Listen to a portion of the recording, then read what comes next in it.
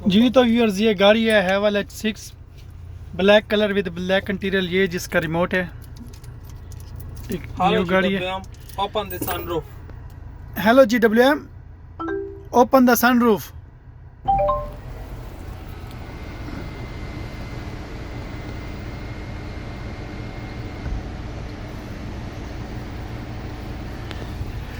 Hi GWM, hi GWM, close the sunroof.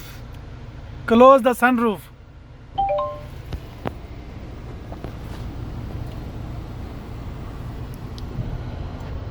ये जिसका check हो गया है GWM वाला फीचर्स, उसके अलावा हम आपको बताते हैं गाड़ी के mood. Close sunroof. Is already fully closed. Okay, close sunshade.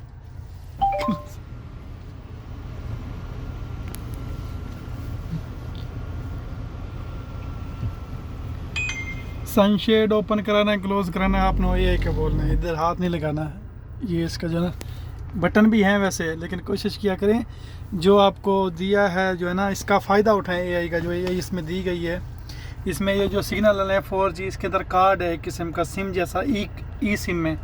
उससे आप प्ले स्टोर पर जाएंगे, माई GWM ऐप है, उसको डाउनलोड करेंगे, गाड़ी आपको इसके साथ कनेक्ट हो जाएगी। वो फिर आप रिमोट से गाड़ी को अनलॉक कर सकते हैं, गाड़ी की लोकेशन देख सकते हैं, गाड़ी का इंजन स्टार्ट कर सकते हैं, गाड़ी का AC स्टार्ट कर सकते हैं, हर चीज़ उस ऐप से होगी।